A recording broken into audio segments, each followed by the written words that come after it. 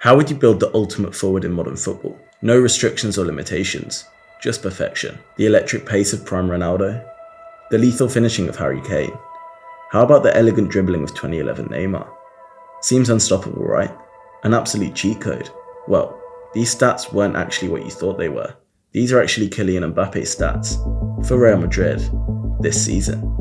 The French superstar is on pace to have one of the best seasons of all time, but for some reason, he doesn't seem to be getting the credit he deserves. But how is this even possible? Well, Mbappe's history with the press and the fans has always been fractured, and he's starting to bear the responsibility of not just his own expectations, but the pressures of his whole team's success at one of the most ruthless clubs in the world.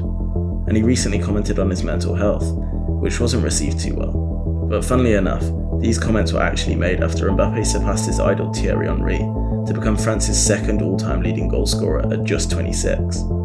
But the link between him and Henry goes far beyond the football pitch, and the Arsenal legend might have laid the blueprint to help Mbappe push his already legendary career to an even higher level.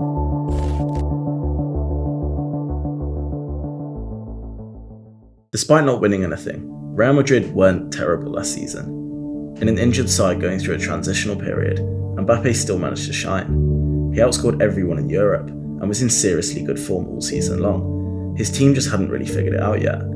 But this season, he's somehow found another gear. Like seriously, this is probably some of the best football Mbappe's ever played. And this is someone who's won a World Cup final, carried France to another, and is on track to score over 1,000 career goals. We're deep enough into the season to be able to trust a lot of the stats, and they seem to match the eye test. Across the top 5 leagues this season, we're seeing some seriously good performances.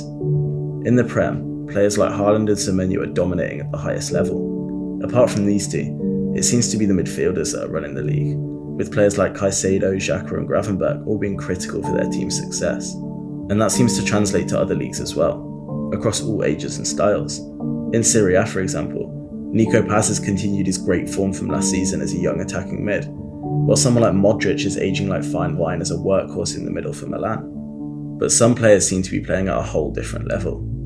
Yamal and Diaz are repping for the wingers, and even though Yamal struggled with his injury, when he's been on the pitch he's been just as special as he was last season, and Luis Diaz is growing into his new role unbelievably well. His teammate, as we all know, is in white-hot form, and that's why he's averaging an unbelievable 9.36 match rating this season.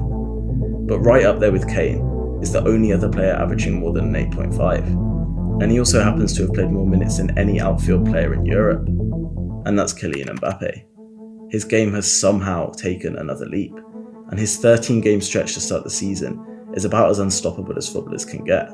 Seriously, I'm not exaggerating, he's playing like prime Ronaldo. He's addicted to scoring goals, and he's doing it with players he's never played with before.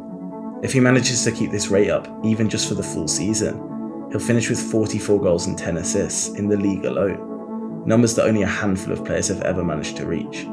Mind-blowing. But the funny thing is, Mbappe's been so good for so long, it's easy to forget that he's only 26. If he retired today, he'd still have a Hall of Fame career. Don't believe me? Well, 545 games, 401 goals, 174 assists, 7-time French champion, 4 French Cups, 2 French League Cups, 3 French Super Cups, 1 Intercontinental Super Cup, 1 UEFA Super Cup, 14 Golden Boots, and 8-time Player of the Year. Internationally, even more impressive. World Cup winner, youngest Frenchman to score in a final, one of few players to reach numerous World Cup finals, and just one of 3 to score a hat-trick in one.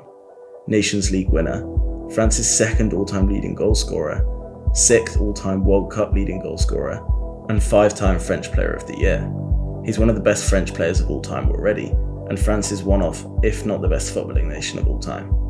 But all this begs the question, at just 26, how great can he really get? Well, someone we've already mentioned was a legend for his country as well. Fast, played off the left or up front, and an elite goal scorer. But their style isn't the only thing that makes them similar.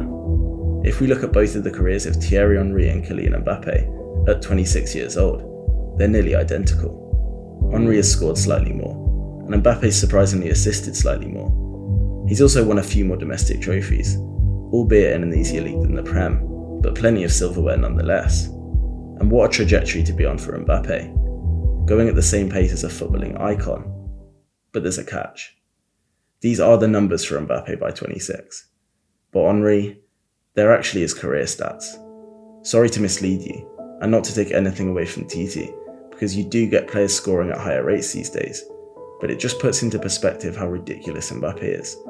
Henry played 19 seasons to achieve these great accomplishments, and I repeat, what a career, what a player. But Mbappe's only halfway into his career, and he's genuinely on pace to be in the conversations with two players that are always in a league of their own. But like with everything, with greatness comes criticism, and Mbappe's been anything but a stranger to the harsh judgment of the press, the media and the institution.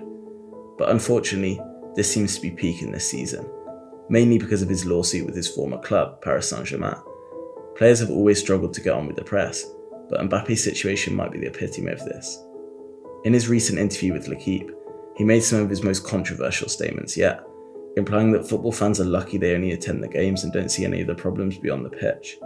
He also said that he doesn't want any of his future children to go into football, and if he didn't love the actual sport so much, there's no way he'd still be involved with everything else to do with it. This has obviously caused a lot of commotion, but personally, I don't really blame him at all. Of course, it could be tone deaf to imply that the fans have it easy, especially with how much loyalty and money so many fans invest in their clubs, with awful representation through thick and thin. Everyone thinks that footballers are immune to any personal issues, and that being rich solves every problem, but it doesn't. And unfortunately, it feels like this is only getting worse, with how young footballers are breaking onto the scene, and how social media gives teenagers almost no privacy. Yamal's the perfect example of this, and I hope it doesn't affect him on the pitch, but you wouldn't be surprised if the constant spotlight on his personal life started to get to him as a result. But this isn't new. Social media and huge steps being made with mental health awareness have made comments like Mbappe's seem fairly normal. But 10 years ago, this would have been unheard of. But it's not like footballers back in the day didn't experience equal emotions and pain. And that's where the parallels with Henry get deeper than just football. Just a few years ago, Thierry Henry came out on a podcast talking about how much he struggled with depression, how he cried daily and sought validation and perfection because of his broken relationship with his father, all regardless of how well he was doing on the pitch. And that's why Henry was being the first to defend Mbappe and mentor him through his young career, which Henry experienced himself as an electric French forward, regarded as one of the best players in the world. One of Thierry's most important points is about how dehumanised footballers can become. He says it's easy for people to disregard footballers' work, even though players will all experience the pressure of performance, keeping their job, and being able to adapt to a new role just as everyone else does. He also talks about how Mbappe's expectations have exceeded his success, and being number one means that people are never satisfied with your performances, because he's already set the standards so high, it's considered a failure when he might drop below it. So why as fans do we do this? And what do we actually want? Mbappe's form has never dropped to the point where he hasn't been exciting to watch. Some people might talk about his arrogance and his ego, but they love the confidence and swagger when another player does the same thing. The only reasonable answer I can come to is envy. And I think this happens in every sport. The nature of being a fan makes you support. Whether it's a team, a manager, a player, or even a style, we all get attached to something that appeals to us and find ourselves rooting for its success. But sports are competitive. When one team wins, another loses. And the same happiness and pride that we feel when our favourites win comes in the form of sadness and anger when they lose. And sometimes it goes too far. Because in football, there's too many ways to root against someone. If we take Mbappe, for example, there's so many teams that he's scored against. If you're a Marseille fan, you'll hate him because he played for PSG. If you're a Spanish Barcelona fan, you might hate him for being French and playing for Madrid. Even if you're a Liverpool fan, you might hate him because he didn't join your club. I'm sure Monaco fans don't love that he left them either, even though he won the league there and built his career. I mean, this does make sense to an extent. Obviously, you don't want him to be at his best to the point where it causes your team to miss out on winning a game or a trophy. And even we're guilty of over-comparing footballers to try and prove certain points. And it naturally makes some players look worse in comparison. But we all have to try and separate the emotions from the judgment. Because as much as Mbappe might be controversial as a player, he's not controversial as a 26-year-old human. This is someone with no career scandals, no drink driving, no domestic abuse, nothing even remotely close. The only off-the-pitch drama with Mbappe is his financial fiasco with PSG, but we know little to nothing about the details as regular fans. And if I had to pick sides between a football player and a multi-billion-dollar company in terms of ethics, I know where I stand on that one. And okay, his attitude isn't perfect, nor is he the most humble player on the planet, but the discourse would make you think that he's a money-grabbing narcissist who plays football only for his individual status and accolades. And the worst part is, all the politics and conversation make us start to overlook how ridiculously good he is. I know fans will never be able to enjoy football in harmony and appreciate everyone, and to be fair, the competitiveness is what makes football so special. But more and more we're seeing footballers get treated like robots, just for a news headline or a lawsuit, and these players are barely old enough to drive. I just hope more footballers can find peace with their lifestyle and take care of their own mental health. It really helps having role models like Thierry Henry. Doing what he does with his platform is essential. And if his career is anything to go off, Mbappe might be about to take yet another step to footballing greatness.